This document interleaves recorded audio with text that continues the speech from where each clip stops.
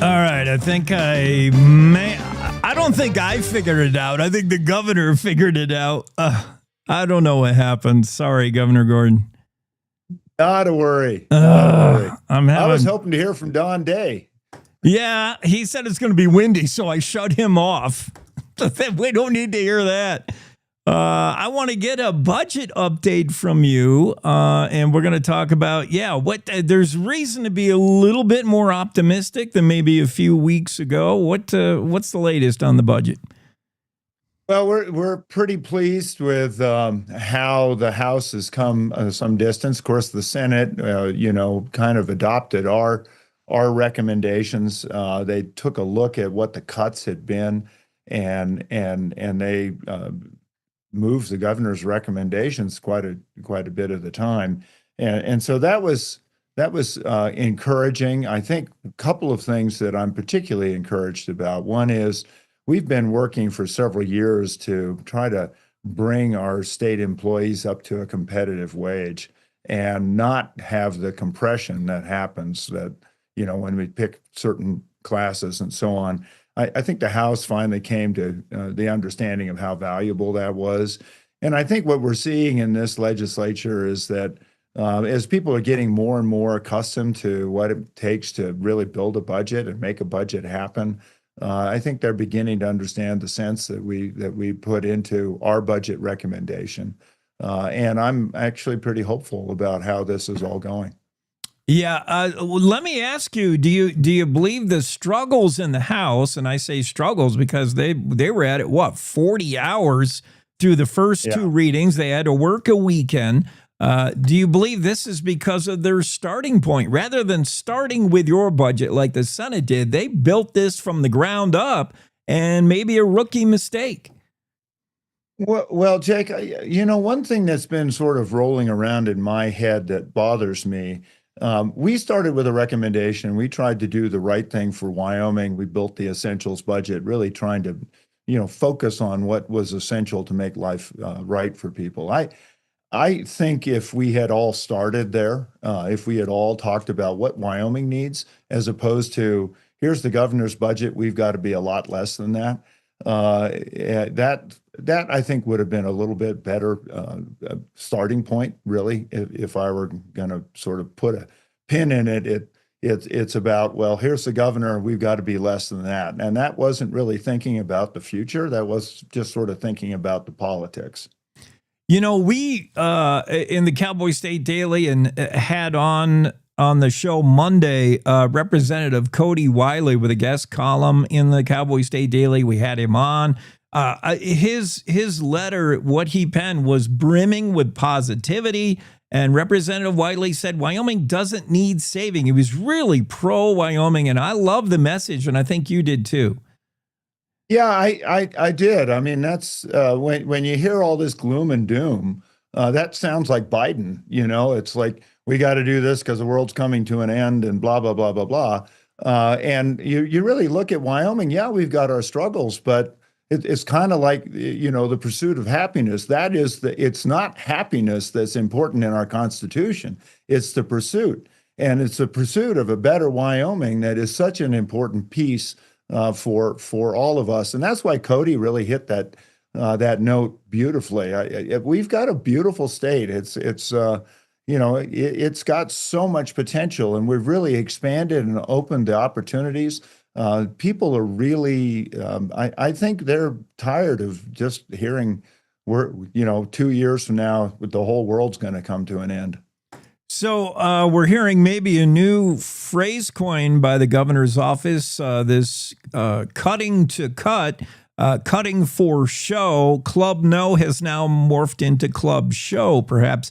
Expand on that a little bit of what you believe the House and the Freedom Caucus movement there is blustering about big cuts, but you think they'll back off. I'm not sure Representative Bear is thinking no.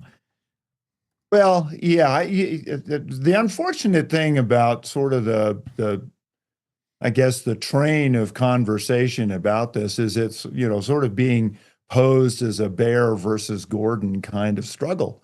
Really, what we ought to be talking about is what's good for Wyoming. And the show cuts, or a cutting for show, kind of came out of a conversation we had yesterday in our news conference. And there was a question that was asked that said, are these real cuts, or are these cuts just for show? It's an interesting thing, because I do think there are some of these cuts that are designed to be able to go to the polls and talk about how you made all these big cuts. Whether,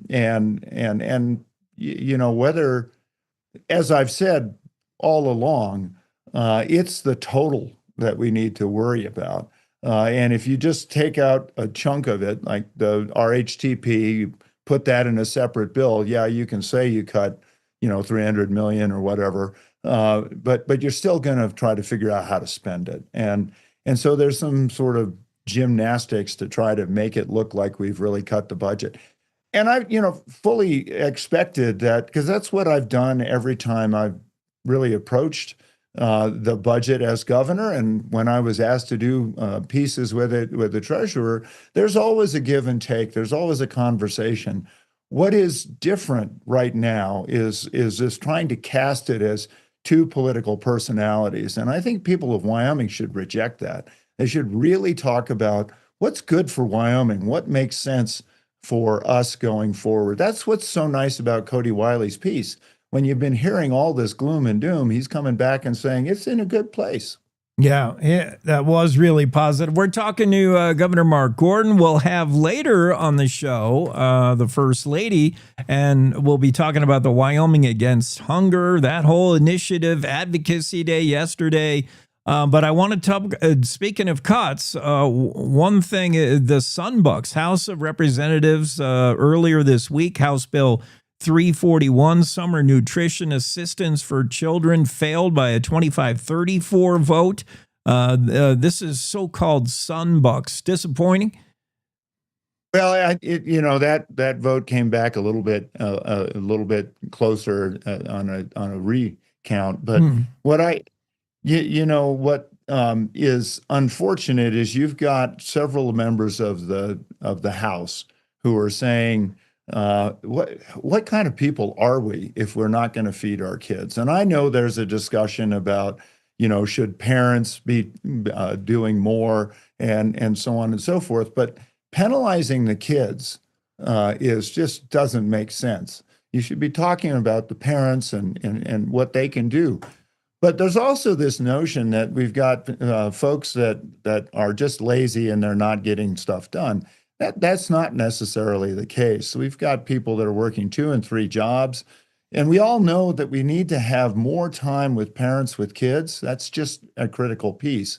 And if kids are hungry, they're not learning. They're rambunctious. It's just a hard sort of situation to be in.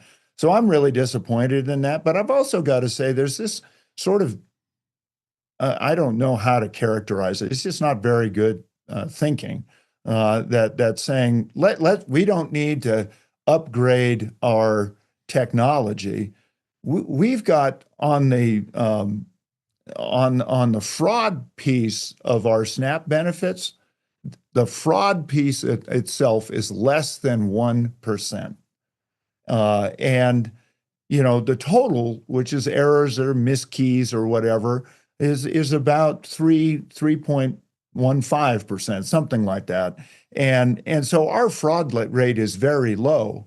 And that's because we're hanging on to the technology we have. If we can upgrade that, we could be that much better. And what is really frustrating about this is that we do this with 2 people.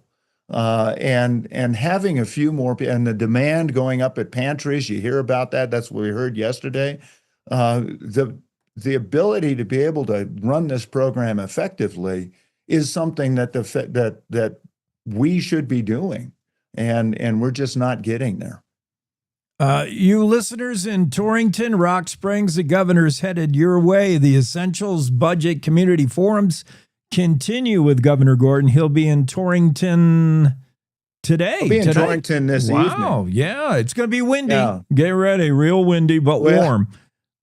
No, I know that, and that warm piece is really one of the big concerns. One of the other areas that we've talked about that I think we need to have a little bit more movement in this budget is to be able to make sure that we have adequate representation in our Attorney General's office for water issues. We've talked about the Colorado, that North Platte, and there are irrigators both in Saratoga and down in Goshen, and it's already in regulation. And so we're going to be fighting with, the water users to make sure that our water is protected. And, you've got Nebraska that's going to try to build a canal into Colorado to take some of the South Platte, and that's going to affect the North Platte. So we'll be there talking about what a challenge this year will be. Yeah, the way you arm in this fight is have enough lawyer power, because water fights, I think cuts to the cheatgrass is disturbing as well. That cheatgrass, that's a real issue with Wyoming. I've raised cattle all my life. I ran sheep for a long, long time, and I got to tell you, when people say that's their best feed or that's their best hay, that tells you a little bit about the quality of their management. Because if you, it's true, when cheatgrass there's about a week or two that cheatgrass is pretty good feed. But after that, it'll get stuck in the jaw, create a lump jaw. And the biggest issue with cheatgrass is the fact that it is a fire starter. Yeah. If you've ever been grinding on a piece of equipment or run a swather over a rock in a field of cheatgrass, it'll start a fire that just goes like gasoline. And when we're trying to get ourselves back down to being able to have a good chance to fight our fires, putting fire starter out all over the range just doesn't make sense. Yeah, red flag warnings in February. I mean, this is the new world, and cheatgrass doesn't help. Torrington tonight with the Essentials Budget Community Forums. Learn more about the governor's budget. Rock Springs on March 2nd at the Broadway Theater. Thanks for being on, Governor. Sorry I messed things up. And not a worry. Thanks, Jake. Hey, 10% of the medals for the U.S. came from Teton County. We just welcomed home Anna Gibson. Now, Anna didn't medal, but she just took up ski mountaineering, whatever that is. Like number 4. Yeah, that's not a slacker. She's amazing. She can run. She can ski. If it's endurance, she can do it. Yeah, and Breezy and Jalen and, the whole crew. Fantastic. Thanks, Governor. Cowboy.